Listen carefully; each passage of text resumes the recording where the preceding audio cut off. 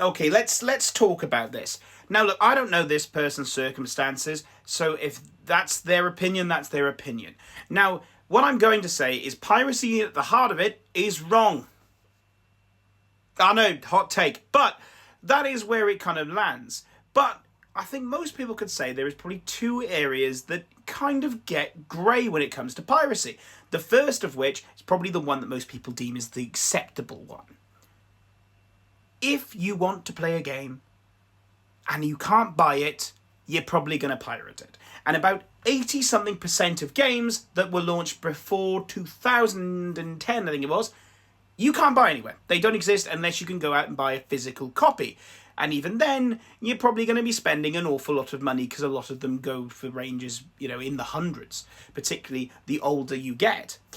That's one of the major things. If you can't afford it, you can't access it, you're going to go pirate it, then you're going to emulate it, and that's probably why Nintendo thinks emulation equals piracy, and that's why they hate emulation. But that's the fun place over there. At the same time, there is the other possible part of it, where countries exist, and the games launch in that country, and I think this is mainly in South America, I think, games launch and their price is way, way, way higher than most people would ever be able to afford in a year.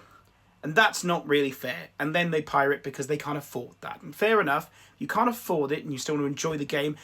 You don't want to be priced out of the hobby. That's insane. It's entertainment value. But I guess now we do have the streaming services and things that kind of make that slightly more available. But at the same time, that is not right. And there are some developers now that are trying to scale their pricing to make sure that it doesn't completely block out massive portions of demographics there. But this is where I say we should be, if we can, paying for our games. Because if we don't pay for our games, let's use Clair Obscure Expedition 33 as an example. It's a small studio, small game. Very, very well done game, very, very rave reviews. If everyone went and pirated that now, what would we be telling the publishers? No one playing it.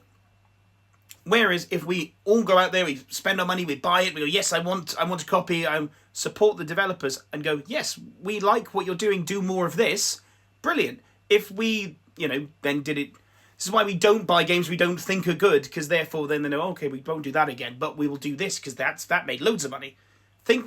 Basically, vote with your wallet. But, piracy's never going to go anywhere, and it is a massive, massive deal.